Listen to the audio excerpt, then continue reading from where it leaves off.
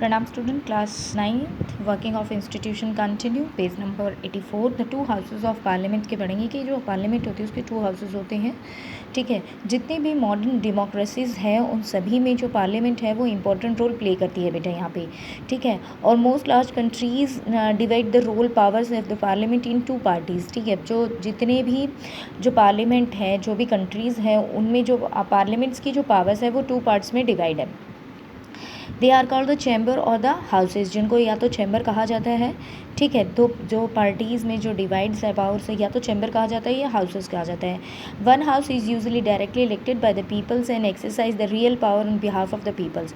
First houses में जो वो लोग होते हैं जो डायरेक्टली पीपल्स के द्वारा इलेक्ट होते हैं, और उनके पास क्या होती है, जो भी शक्तियाँ होती हैं वो क्या होती हैं, लोगों के बिहाफ से होती है, because peoples are elected them. And second house is usually elected indirectly and the performing some special functions. और second houses में वो persons होते हैं जो indirectly selected होते हैं, जैसे राज्यसभा के जो members होते हैं indirectly selected होते हैं और वो कुछ special functions करते हैं, कुछ special work करते हैं। The most common one second houses, जो most common work है जो second houses कर रहा है यहाँ पर, वो है look after the interest of the various states, regions and the federal units। वो क्या करता है, जो different स्टेट्स होती हैं उनके वेलफेयर के लिए वर्क करता है, क्षेत्र के लिए काम करता है, या संघीय इकाइयों के लिए काम करता है, या उनके हितों की, जो राज्य के डिफरेंट हित होते हैं या इंटरेस्ट होते हैं उनकी रक्षा करने के लिए या उनकी निगरानी केयरिंग करने के लिए वह काम करता है। ये आपका सेकेंड हाउस जिसमें राज्यसभा है। इन आवर कंट्री, हमारी जो देश है पार्लियामेंट में, हमारे देश में जो संसद है पार्लियामेंट है उसके टू हाउसेज हैं।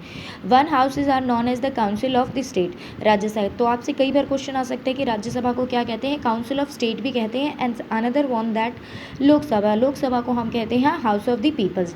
The president of India is the part of parliament, जो देश का प्रेसिडेंट है वो क्या है, पार्लियामेंट का एक इम्पॉर्टेंट पार्ट होता है। बट वह किसी भी हाउसेज का, ना तो वो लोकसभा का ना ही वो राज्यसभा का मेंबर होता है। That is why allows all maids in the house came into force only they receive the system मंजूर president. It means in houses में जब भी कोई लॉ बनता है दोनों हाउसेज में पास होने के बाद, तो वो उसे एसेंट मतलब मंजूरी के लिए किसके पास जाता है, प्रेसिडेंट के पास जाता है। यानी कि वो दोनों का पार्ट नहीं है, but president is the part of the parliament. आप पहले पढ़ चुके हैं भारत के संसद के बारे में चैप्टर में, Lok Sabha elections take place, let us recall the key difference between the competitions of the two houses. अब इन दोनों के जो गठन का जो या इनकी फॉर्मेशन होती है उनमें जो मेन डिफरेंसेस होता है वो यहाँ पे क्वेश्चन दिया है। What is the total number of the member, it means Lok Sabha और राज्यसभा के जो टोटल मेंबर्स है वो क्या है बेटा। लोकसभा के 545 होते हैं, जिसमें से 530 डायरेक्ट इलेक्ट होते हैं, 13 यूनिटरी से सेलेक्ट होते हैं, 2 नॉमिनेटेड होते हैं बाय प्रेसिडेंट। ठीक है, लोकसभा को लोअर हाउस कहा जाता है। इसमें डायरेक्ट जो इलेक्शन प्रोसेस से मेंबर्स इलेक्ट होते हैं और इनका जो हेड है अभी वो नरेंद्र मोदी है। और लोकसभा का जो स्पीकर बैठता है उसका नाम है ओम बिरला, जो 17th लोकसभा के स्पीकर हैं। अब है राज्यसभा में, राज्यसभा को हम अपर हाउस कहते हैं। इसमें जो मेंबर्स हैं, ठीक है, वो 250 टोटल लिमिटेड है, जिसमें से 245 मेंबर इलेक्टेड होते हैं। ठीक है, टोटल मतलब 250 एक्स्ट्रा लिमिट है 250। वैसे अभी भारत में करंट टाइम में 245 मेंबर्स हैं। 238 रिप्रेजेंटेटिव्स होते हैं, जिसमें से 13 नॉमिनेटेड होते हैं। और राज्यसभा में क्या होता है, इसमें जो वाइस प्रेसिडेंट होता है वो हेड होता है, जो अभी करंटली हमारा वेंकैया नायडू है 2020 में। ठीक है, तो ये पूरा आपको बता दिया कि who elected the members, election peoples के द्वारा होते हैं। ठीक है, कौन से, लोकसभा के, राज्यसभा के एंड डायरेक्टली इलेक्टेड होते हैं। लेंथ होता है जो राज्यसभा का टाइम पीरियड है वो टेन्योर जो उनका होता है वो 6 ईयर्स का होता है, और लोकसभा का 5 ईयर्स का होता है। ठीक है, राज्यसभा को डिसॉल्व नहीं किया जा सकता, लोकसभा को डिसॉल्व किया जा सकता है। ठीक है, इट मीन्स राज्यसभा हमारा परमानेंट हाउस है और लोकसभा हमारा टेम्प्रेरी हाउस कहलाता है। ये बहुत इंपॉर्टेंट है आप लोगों के लिए। Which the two houses is more powerful, इसमें से कौन सा हाउस सबसे ज़्यादा पावरफुल होता है। It might appear that Rajya Sabha is more powerful. सुनने में आता है कि यह कहा जाता है कि जो राज्यसभा है वो सबसे ज़्यादा powerful, because it is permanent house, इसे डिसॉल्व नहीं किया जाता, इसका टाइम पीरियड 6 ईयर्स का होता है। For some time it is called upper chamber, जिसे अपर चैम्बर भी कहा जाता है। And second one the Lok Sabha is the lower chamber. Clear हो गया लोकसभा को। हाउस ऑफ द पीपल भी कहा जाता है और लोअर चैम्बर भी कहा जाता है, but it does not means the Rajya Sabha is more. इसका मतलब ये नहीं है कि राज्यसभा ही ज़्यादा पावरफुल है लोकसभा से। It is just an old style, ये ओल्ड स्टाइल में स्पीकिंग बोला जाता था कि राज्यसभा सबसे ज़्यादा स्ट्रॉन्ग है comparison to the Lok Sabha, and not the language use in the constitution. Our constitution does give the Rajya Sabha some special power. हमारे कॉन्स्टिट्यूशन ने राज्यसभा को कुछ स्पेशल पावर दी है ओवर द स्टेट्स के रिगार्डिंग, राज्यों के regarding, but not on most matter of the Lok Sabha exercise supreme powers. लेकिन जो सबसे ज़्यादा शक्तियाँ हैं, जो सुप्रीम सर्वोच्च जो शक्तियाँ हैं वो किसके पास है? लोकसभा के पास होती है। राज्यसभा से ज़्यादा शक्तियाँ हमारी सेंट्रल गवर्नमेंट यानी कि लोकसभा के मेंबर्स को होती है। एंड ऑर्डिनरी लॉ, जब भी कोई ऑर्डिनरी लॉ पास होता है तो बोथ हाउसेज में उसे पास होना ज़रूरी होता है, but if there difference between the two houses, लेकिन फिर भी किसी लॉ को लेकर उनमें कोई डिस्प्यूट होता है या उनमें कोई भेद होता है, अंतर होता है, तो फाइनल डिसीजंस वो एक साथ जॉइंट सेक्शन में ले सकते हैं। दोनों हाउसेज की एक संयुक्त अधिवेशन बुलाया जाता है, यानी कि दोनों सेक्शंस के लोग एक साथ आते हैं पार्लियामेंट में, in which the member of the both houses sit together, जिसमें दोनों हाउसेज के पीपल्स एक साथ बैठते हैं।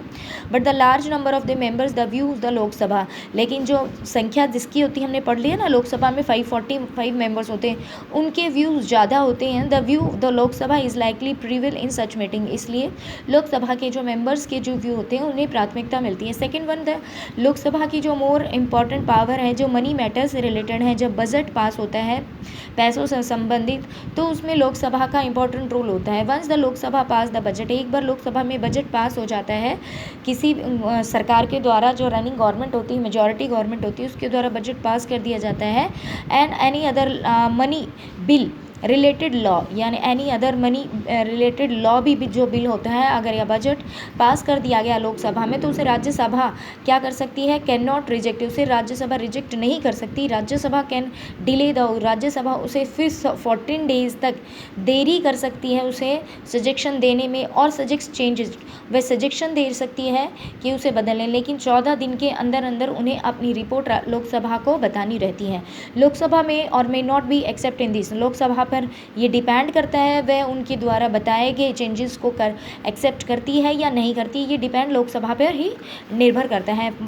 Third one point is the most important, Lok Sabha control the council, Lok Sabha जो है वो कंट्रोल होती है काउंसिल ऑफ मिनिस्टर से, यानी कि मंत्री परिषद से कंट्रोल होती है लोकसभा, जिसमें डिफरेंट मेंबर्स होते हैं। Only a person who enjoy दो, लोकसभा में सबसे ज़्यादा जो अधिकार मिले रहते हैं वह उस पार्टी को होता है जो लोकसभा में मेजॉरिटी में होती है, जिसके सबसे पास वोटिंग ज़्यादा होती है, और उसी लोकसभा में से ही जिस पास मेजॉरिटी है, बहुमत ज़्यादा होता है, उसके मेंबर ज़्यादा विनिंग करके आए हैं, वो उसी में से एक देश का प्राइम मिनिस्टर इलेक्ट होता है। If the majority of Lok Sabha member से no confidence in the council of minister, अगर लोकसभा के जो मेंबर होते हैं और वो ये कह दें कि उन्हें जो रनिंग गवर्नमेंट है या जो मंत्री परिषद है उसमें विश्वास नहीं है, क्योंकि उसमें मेजॉरिटी वाले भी हैं, अपोजिशन वाले भी हैं, और कई बार क्या होता है एक पार्टी को मेजॉरिटी नहीं मिलती, वो दूसरी पार्टी को अपने साथ कोलिएशन गवर्नमेंट बनाते हैं, तो उसमें अगर वो ये कह दें कि वो काउंसिल ऑफ मिनिस्टर पर उन्हें विश्वास नहीं है, तो ऑल मिनिस्टर और इंक्लूडिंग प्राइम मिनिस्टर्स को क्या करना पड़ता है? क्विट करना पड़ता है,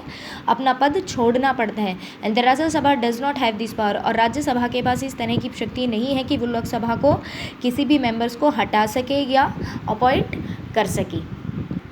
यहाँ पे है पॉलिटिकल एग्जीक्यूटिव, पॉलिटिकल यानी राजनीतिक कार्यपालिका जिसे कहते हैं। देखो हमने पढ़ा है कि जो ऑफिस मेमोरेंडम था उसमें कुछ लोगों ने उस दस्तावेज पर साइन किए थे, did not take the decision, उन्होंने डिसीजन नहीं लिया, लेकिन जो पर्सोनल एंड ट्रेनिंग के जो कुछ मिनिस्टर्स थे उन्होंने उस डॉक्यूमेंट्स पे साइन कर दिया था डिसीजंस पर। He was only because they are just a executive policy of decision was someone else, जो एक्सिक्यूटिव पॉलिसी थी, जो कार्य डिसीजन जो लिया गया था, 27% रिजर्वेशन जो लिया गया था, वो क्या करते हैं उसको सिर्फ इम्प्लीमेंट, डिसीजंस जो किसी और के थ्रू लिया गया उसमें सिर्फ अपनी सहभागिता देते हैं कि पास हो गया है, okay we will sign it. We notice the role of the prime minister in taking decision, हमने यहाँ पर पढ़ा था कि जो प्राइम मिनिस्टर है उसका रोल क्या है डिसीजन मेकिंग में। We all know that he could not take, वह हमने देखा कि वह अपने आप में कोई डिसीजन नहीं ले सकता है। If he did not have support the Lok Sabha, अगर उसे लोकसभा में अपने काउंसिल ऑफ मिनिस्टर्स का या प्रेसिडेंट का ठीक है। और राज्यसभा का पूरे तरह से अगर वहाँ से पास नहीं होता वो मंडल कमीशन, तो उसे रिकमेंड नहीं किया जा सकता था। प्राइम मिनिस्टर अपने आप उसको इम्प्लीमेंट नहीं करवा सकता। In the sense of the only executive the wishes in the parliaments. इसका मतलब है संसद में वह केवल जो प्राइम मिनिस्टर है वो सिर्फ एक एग्जीक्यूटिव की तरह है, कार्यपालिका की तरह है, किसी भी चीज़ को इम्प्लीमेंट करवाने के लिए है। Thus the different level of government we find functionaries who take day to day decisions but do not exercise supreme power on the behalf of the peoples. ऐसा है सरकार के अंदर डिफरेंट लेवल पर अलग अलग रोज़ हर अलग अलग तरह के कार्य और निर्णय किए जाते हैं। तो इसका मतलब ये नहीं है कि उनके पास पूरी शक्तियाँ होगी। वो जो निर्णय लेते हैं वो किस बिहाफ से लेते हैं, लोगों की तरफ से निर्णय लिया जाता है। ऑल दोज फंक्शनरी, यहाँ पर ब्रैकेट में रखना बेटा, all those functionaries are collectively known and executives. यानी कि जो भी सरकार की तरफ से निर्णय लिए जाते हैं, डिसीजंस लिए जाते हैं, उनको कलेक्टिवली क्या कहा जाता है, कार्यपालिका कहा जाता है, एग्जीक्यूटिव कहा जाता है। Because they are the part of the government, they are the executive. अब इनको एग्जीक्यूटिव क्यों कहा, because they are in charge of the execution, क्योंकि उनको क्या है, सरकार को एक्सिक्यूट करने का, कार्य चलाने का काम दिया गया है of the policies of the government. सरकार के द्वारा बनाई गई जितनी भी पॉलिसीज़ हैं, जो भी डिसीजंस हैं, उसको एक्सिक्यूट करने का या कार्य रूप देने के लिए काम दिया गया है, इसलिए उन्हें एग्जीक्यूटिव्स कहा जाता है। When we talk about the government pause usually means executive. इसमें इट मीन्स हम जो एग्जीक्यूटिव टर्म है वो किसके लिए यूज़ करते हैं, जो गवर्नमेंट बनी है, जो सरकार रनिंग में होती है उसके लिए करते हैं, और यह अपोजिशन वाले सभी के लिए किया जाता है। यानी कि जो गवर्नमेंट बनाता है वो एग्जीक्यूटिव कहलाता है, कार्यपालिका बनाती है, क्योंकि लेजिस्लेचर्स में जो विधायिकाएँ होती हैं वो कानून को बनाती हैं और रनिंग गवर्नमेंट उनको इम्प्लीमेंट कराने का काम करती है। फिर यहाँ पर है पॉलिटिकल एंड परमानेंट एग्जीक्यूटिव। कुछ जो हमारे एग्जीक्यूटिव है वो भी टू टाइप्स के होते हैं, एक होते हैं पॉलिटिकल और दूसरे होते हैं परमानेंट एग्जीक्यूटिव्स। पॉलिटिकल एग्जीक्यूटिव्स क्या होते हैं बेटा, इलेक्टेड होते हैं, और परमानेंट एग्जीक्यूटिव्स वो होते हैं जिसमें IAS IPS अधिकारी होते हैं, जो एक कॉम्पिटिशन एग्जाम्स को क्रैक करने के बाद जाते हैं। पॉलिटिकल जो लीडर्स हैं वो तो एक इलेक्शंस के बाद चेंज भी होते हैं, बट ये जो परमानेंट एग्जीक्यूटिव्स होते हैं इनको चेंज नहीं किया जा सकता।